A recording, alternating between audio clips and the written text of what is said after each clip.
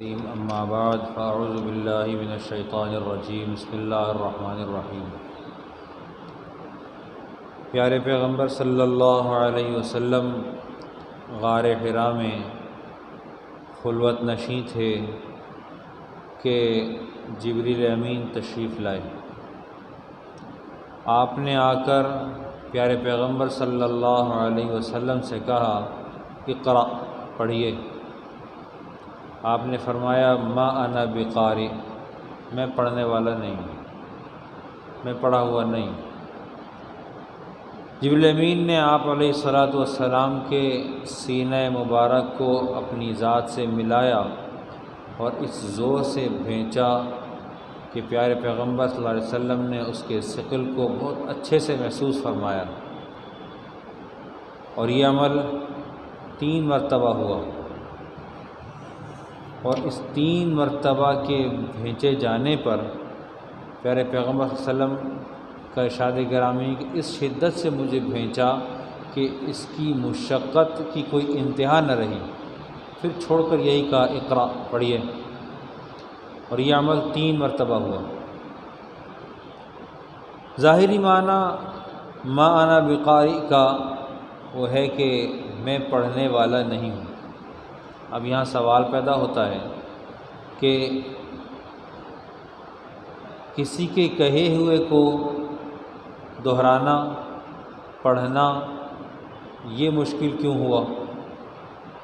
تلقین تھی تو تلفظ کرنا تو بہت آسان کام تھا، اور ایسی مقدس ہستی کے لیے جہاں پر جن کے لیے فصاحت و بلاغت ان کے یہاں غلام ہو، الفاظ ان کے یہاں صف بستہ کھڑے ہوتے ہوں، اور حق سبحانہ و تعالی نے نبوت کے تاج سے سرفراز فرمانا ہو، تو ایسے میں یہ بات کیا ہوئی کہ آپ نے فرمایا ما انا بقاری؟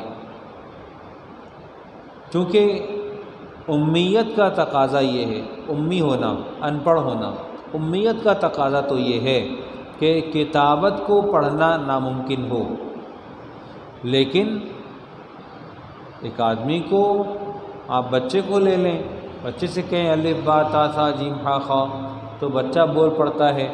یہاں تو نبی محمد عربی صلی اللہ علیہ وسلم کی مقدس ہستی ہے، اور آپ سے کہا جا رہا ہے پڑھیے، آپ کہتے ہیں ما انا بقاری۔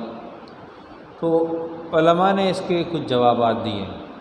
علماء نے کہا کہ جبریل امین پیارے پیغمبر صلی اللہ علیہ وسلم کے بعد تشریف لائے تو ایک تحریری نسخہ ساتھ لائے، اس کی نسبت سے پیارے پیغمبر صلی اللہ علیہ وسلم نے ارشاد فرمایا ما انا بقاری۔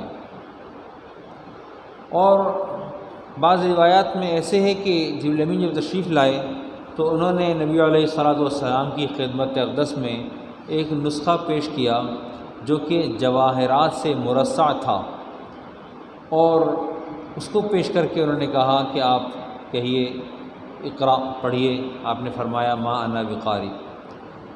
تیسری بات جو مفسرین کہتے ہیں کہ ذالک الکتاب لا ریب فیہ میں جو ذالک الکتاب میں ذالکہ کی جو اشارہ ہے یہ بعید کا ہے، وہ کتاب دور کا اشارہ ہے، ھذا نہیں ہے، ھذا الکتاب یہ نہیں ہے، ھذا کا مطلب ہوتا ہے یہ اشارہ مطلب قریب کا اشارہ ہے، تو ذالک الکتاب یہ دور کا اشارہ ہے، یہ اشارہ اسی کتاب کی طرف ہے جو غار حرا میں جبریل امین نے پیارے پیغمبر صلی اللہ علیہ وسلم کے اوپر پیش کی۔ تو ہم نے اس بنا پر اس کا ترجمہ کیا، ما انا بقاری کا ترجمہ کیا کہ میں پڑھ نہیں سکتا۔ یہ توضیح حضرت شیخ عبدالحق محدث دہلوی رحمۃ اللہ علیہ کی ہے۔ فرشتے نے آپ علیہ الصلاۃ والسلام کو 3 مرتبہ اپنے سینے سے لگا کر بھینچا، اور اس کے بعد پیارے پیغمبر صلی اللہ علیہ وسلم کی زبان اقدس چل پڑی، لیکن پھر یہ ہوا کہ آپ نے وہ الفاظ ادا کیے، اقرأ بسم ربک الذی خلق خلق الانسان من علق اقرأ وربک الاکرم الذی علم بالقلم علم الانسان ما لم یعلم۔ یہ 5 الفاظ تھے، 5 آیات تھیں، نبی علیہ السلام نے ان کو پڑھا، لیکن اس کے بعد کیا ہوا کہ آپ علیہ الصلاۃ والسلام کے لیے وحی کی عظمت اور ہیبت اور جلال اس کی کیفیات طاری ہوئیں، انوارات و تجلیات بشریت پر چونکہ اچانک سے دفعتاً وارد ہوئی تھیں، تو نبی علیہ السلام کو سردی لگنے لگی، لرزہ طاری ہوا، کپ کپی طاری ہوئی۔ آپ علیہ السلام گھر تشریف لائے، غار میں تھے، غار حرا چھوڑی، گھر تشریف لائے اور آ کر خدیجہ رضی اللہ تعالی عنہا سے کہا زملونی زملونی، مجھے کچھ اوڑھاؤ، مجھے کچھ اوڑھاؤ۔ یہ کیفیت بشریت کی نبی علیہ السلام کا فرمان ہے کہ محسوس ہوتا تھا کہ جیسے جان نکل جائے گی۔ بشریت کا تقاضا تھا کہ جان نکلتا محسوس ہونا۔ اس کی وجہ یہ تھی کہ جب وحی کی عظمت اور ہیبت، چونکہ اس سے پہلے کبھی بھی ایسا کوئی حال وارد نہیں ہوا تھا طبیعت پر، ہم اس بات کو ایسے سمجھیں کہ معمولی سا کوئی حادثہ خلاف طبیعت اگر واقع ہو جائے تو طبیعت پر بڑی گرانی ہوتی ہے، اس سے طبیعت مضمحل ہو جاتی ہے، پریشان ہو جاتی ہے۔ یہ تو ایک ایسا واقعہ تھا جو بشریت کے تقاضے کے بھی خلاف تھا۔ نبوت کے لیے آپ کے جل جلالہ، اللہ جل جلالہ نے آپ کا انتخاب فرمایا تھا، اور فرشتے سے اچانک سے ملاقات، خلوت میں، اور پھر بھیجا جانا، پھر نبوت کے بار کو برداشت کرنا، اس بات کی طرف اشارہ تھا کہ آپ کا انتخاب ہو گیا ہے۔ لیکن اس بار گراں سے مغلوب ہو کر آپ علیہ السلام کا اپنے آپ کو فنا کی طرف محسوس ہونا، فنا کی طرف محسوس ہونا، یہ کوئی عجوبے کی، اچھوتے کی بات نہیں ہے۔ چنانچہ قرآن پاک میں اللہ سبحانہ وتعالیٰ نے ارشاد فرمایا انا سنلقی علیک قولا ثقیلا، ہم آپ کی طرف ثقیل قول ڈالیں گے، ہم آپ کی طرف القاء فرمائیں گے ایک بڑے بھاری کتاب کو، بھاری قول کو۔ روایات میں آتا ہے کہ نبی کریم صلی اللہ علیہ وسلم اگر سواری پر سوار ہوتے اور وحی کی کیفیت طاری ہوتی تو وہ ناقہ، وہ اونٹنی بیٹھ جاتی، وحی کتنا بوجھ ہوتا۔ زید بن ثابت رضی اللہ تعالیٰ عنہ کہتے ہیں کہ ایک بار نبی علیہ السلام کی ران مبارک میری ران پر تھی۔ کیا کیفیت تھی، اس کیفیت کی کا ہمیں اندازہ نہیں، اور نہ ہی ہم اس کے بارے میں گفتگو کریں گے۔ زید کہتے ہیں کہ نبی علیہ السلام پر نبوت کی وحی کی تجلیات شروع ہوئی، ورود شروع ہوا تو قریب تھا کہ میری ران چورا چورا ہو جائے، اتنا بوجھ تھا، اتنا بوجھ تھا۔ ہم اس بات کو ایسے بھی سمجھ سکتے ہیں کہ موسیٰ علیہ السلام،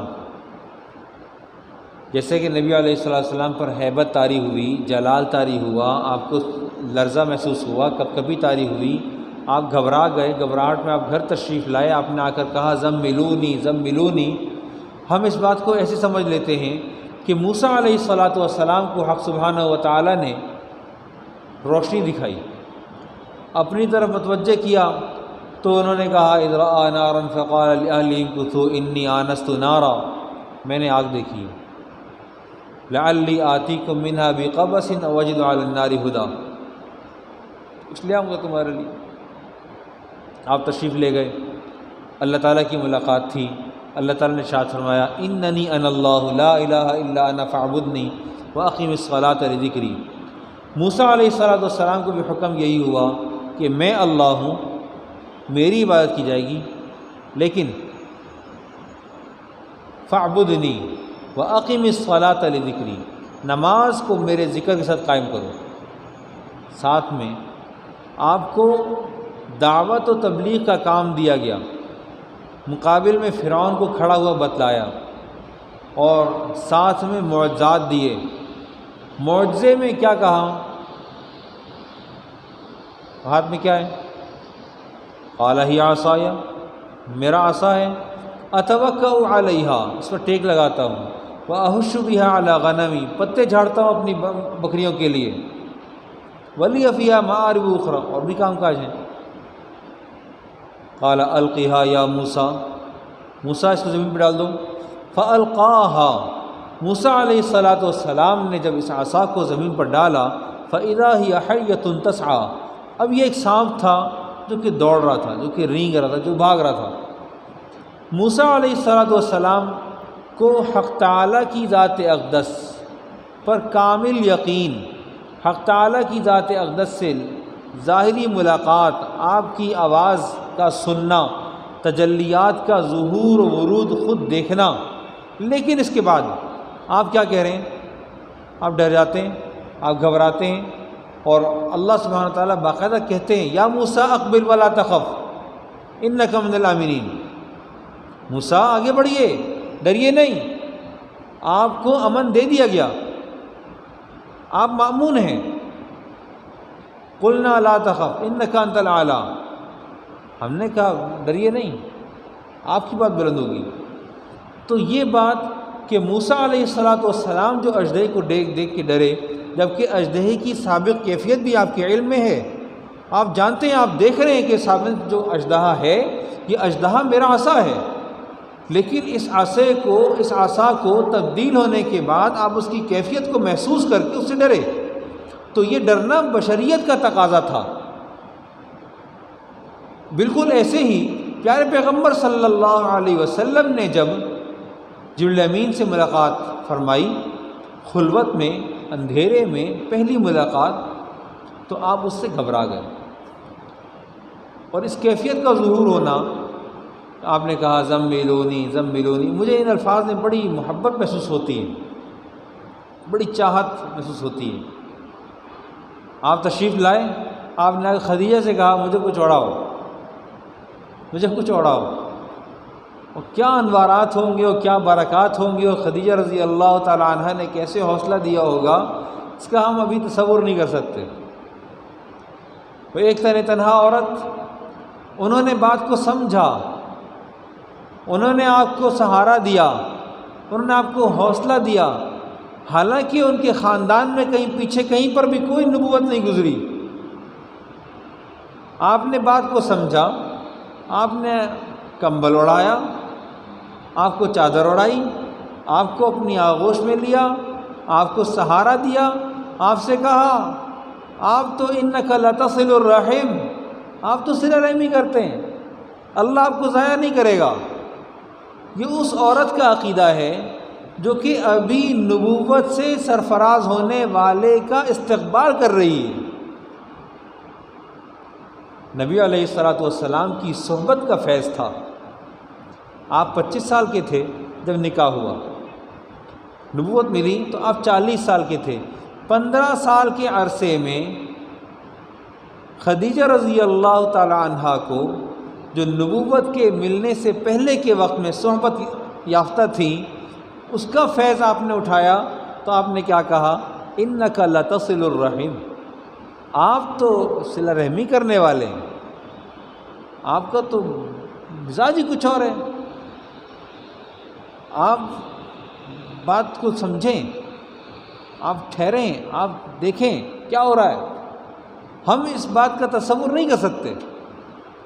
اب جو آگے ہم بات کریں گے وہ انشاءاللہ العزیز نبی کریم صلی اللہ علیہ وسلم کا جو حضرت خدیجہ رضی اللہ تعالی عنہ نے اس شخص سے ملاقات کروائی ہے،